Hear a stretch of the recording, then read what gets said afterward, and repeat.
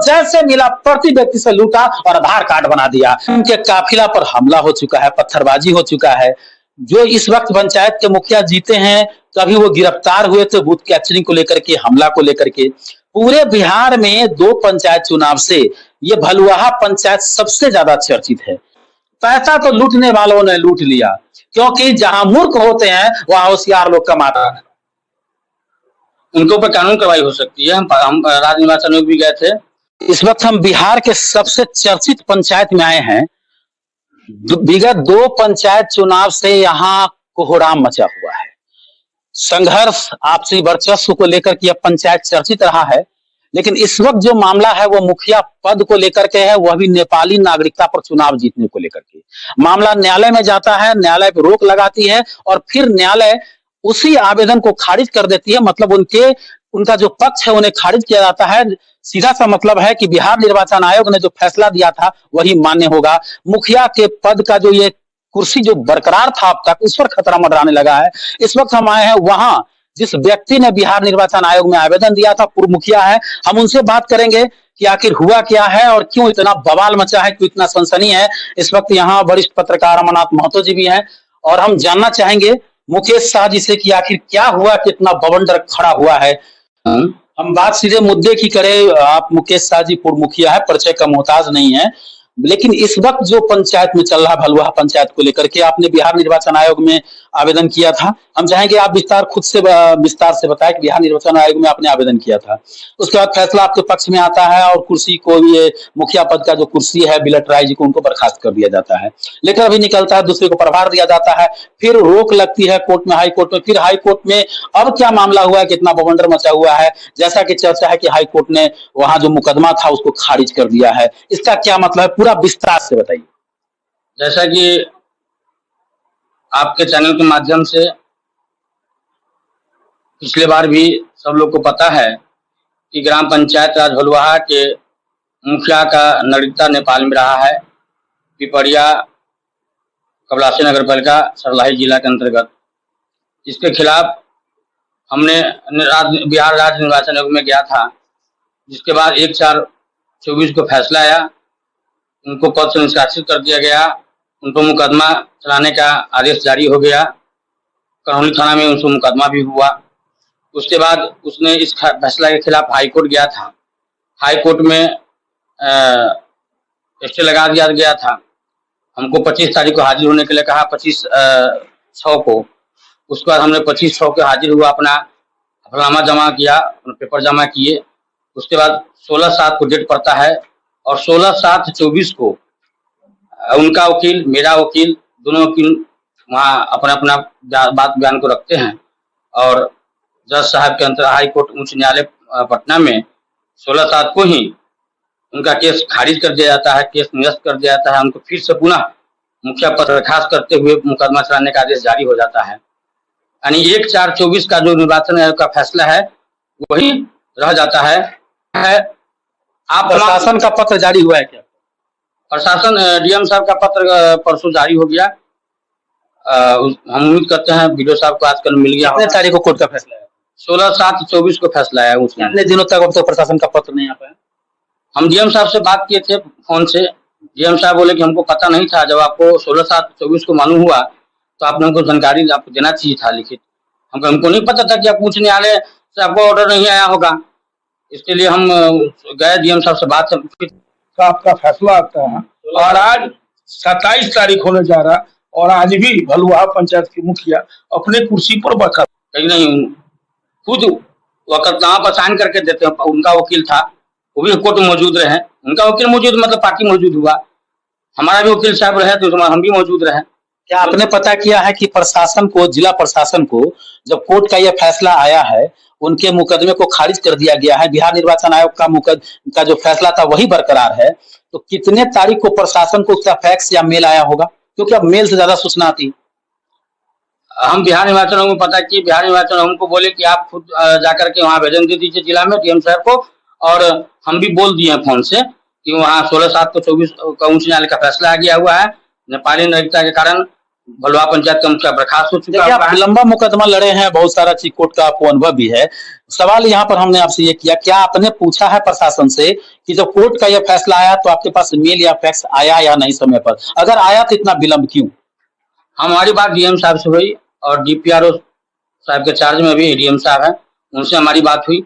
बोले ठीक है, आप हमको सूचना दिए हैं, हम तुरंत कार्रवाई करते हैं और बीडीओ साहब को बोल देते हैं जो हट जाएंगे। परसों बात हमारी उनसे हुई और कल के बारे में बोले कि उनको हम फोन से सूचना दे देते हैं। हालांकि 16/7 से कोई काम किए अगर होंगे तो उन पर कानून कार्रवाई होगा, क्योंकि 16 उच्च न्यायालय का फैसला सर्वमान्य होता है। उच्च न्यायालय का फैसला सर्वमान्य होता है, आपने कहा कानूनी कार्रवाई किया जाएगा। वहां जो मुखिया हैं इस वक्त पंचायत के, जब प्रशासन के पास पत्र नहीं आया, प्रशासन ने उनको लेटर जारी नहीं किया, क्योंकि प्रशासन के लेटर के बाद ही दोबारा वो मुखिया पद को ग्रहण किए हैं, प्रभार ग्रहण किए हैं, तो प्रशासन का पत्र उनके पास नहीं आया होगा तो वो ऐसे में कुर्सी कैसे छोड़ सकते हैं? अगर प्रशासन पत्र देता उसके बाद कुर्सी नहीं छोड़ते, कार्य करते रहे, तब कार्रवाई की बात होती है।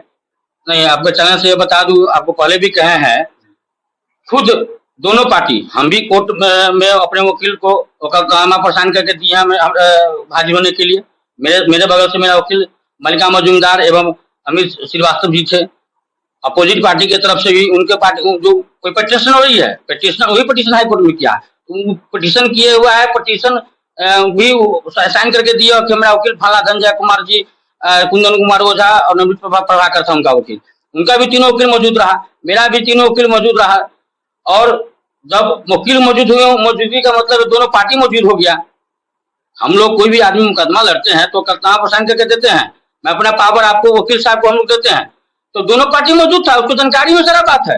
अगर 16/7/24 के बाद कोई काम किया होगा तो फिर हम लोग हाई कोर्ट जाएंगे उसके खिलाफ, उसको सजा, एक अलग केस बनता है हमारा। अब चलते चलते आपसे एक सवाल करना चाह रहे हैं, हमारे साथ बड़ी पत्रकार है, उनके साथ भी हम बात करेंगे इस मुद्दे को लेकर के। फिलहाल हमारा एक सवाल है कि अब जब ये कोर्ट का ये फैसला कहें, जो उनका मुकदमा था जो उन्होंने किया था कोर्ट में, कोर्ट ने जो स्टे लगाया था बिहार निर्वाचन आयोग के फैसले पर, अब उन्होंने उस केस को ही खारिज कर दिया, मतलब स्वतः ये हो जाता है। अब आगे क्या होगा, कुछ बता सकते हैं? आगे चुनाव की तैयारी है, देश स्वतंत्र है सर, सबको लड़ने का अधिकार है।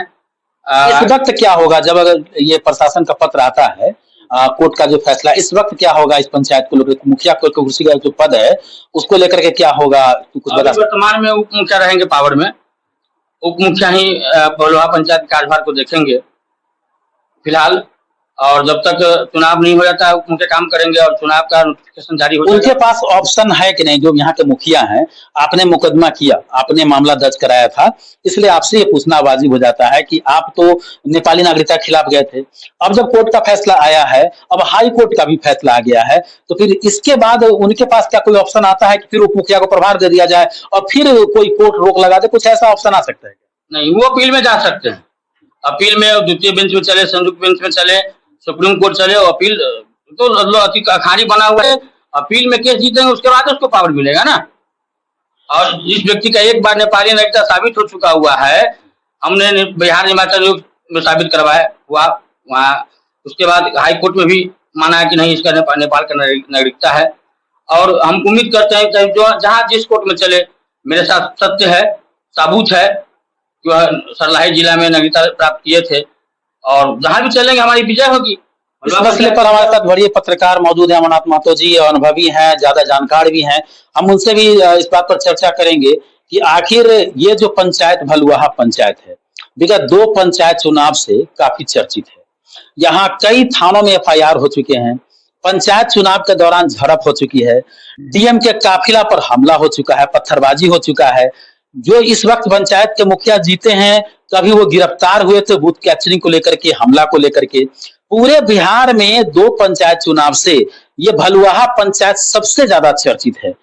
इस वक्त जो मुद्दा चल रहा है ये मुखिया के पद को लेकर के, बर्खास्तगी और नेपाली नागरिकता का, इसको आप किस नजर से देखते हैं और क्या जानना चाहेंगे? आपके जरिए हम चाहते हैं कि हमारे दर्शक ये जान पाए कि आगे क्या होगा और ऐसा क्या हो रहा है इस पंचायत में। होता कुछ नहीं है, सवाल है कि जिस समय नेपाल से नागरिकता को उनको मिला, चुनाव लड़े, जीते, पूरा उनके बारे में जानकारी हुए, जो प्रतिद्वंदित्व उनके खिलाफ डीएम से लेके राज्य निर्वाचन तक पहुंचा, जब एक बार दिल्ली से, काठमांडू से, नेपाल से सारी बात जब सामने आ जाती है कि नेपाल के नागरिक हैं, उससे पहले उनके वकील ने भी कहा है कि नेपाल के नागरिक थे, अब नहीं, लेकिन आखिर चुनाव लड़े तो नेपाल के नागरिक बनकर बने। इस स्थिति में जब राज्य निर्वाचन आयोग जब उनको घोषणा कर देती कि नेपाल के नागरिक, उसी समय बर्खास्त।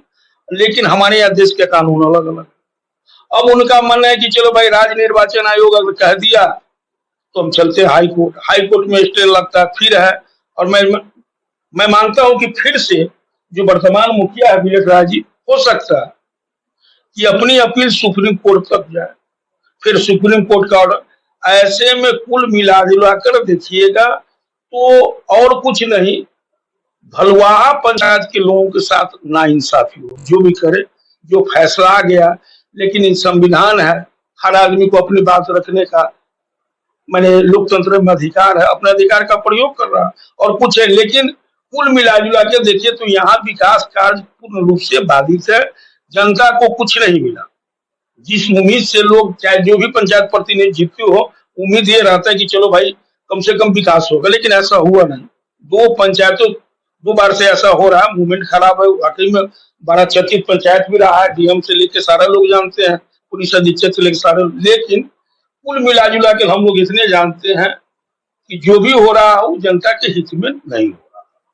जो भी हो रहा है जनता के हित में नहीं हो रहा है। लेकिन यह मुकदमा जो भलवाहा पंचायत का है, हम आपको बता दें, सीमाई इलाकों के लाखों लोगों के लिए एक मैसेज है। और वो मैसेज यह है कि पिछले कुछ वर्ष पहले जाइए, आधार कार्ड, जिसे लोगों ने कई कई नाम दिया, आधार कार्ड बनाया गया था बड़े पैमाने पर। और ये सभी लोग जानते हैं कि नेपाल के बड़े संख्या में लोग ऐसे थे जिनको मोटी रकम लेकर के आधार कार्ड बनाया गया। वैसे लोगों के लिए भी मैसेज है कि आप गफलत में ना रहें, कि अगर आपने आधार कार्ड बनवा लिया, आपका नेपाल में नागरिकता है, तो आप भारत के नागरिक बन गए, ऐसी बात नहीं है। आपको आवेदन करना पड़ेगा, जैसा बुलेट राय के मामले में हुआ है।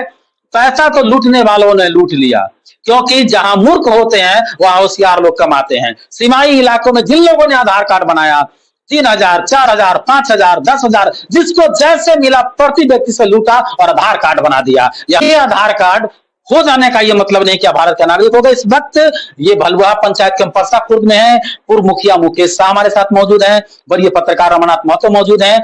और ये बिहार का सबसे चर्चित पंचायत है, क्योंकि यहाँ का जो मुखिया है वो नेपाली नागरिकता पर चुनाव लड़े थे। ये मामला इन्होंने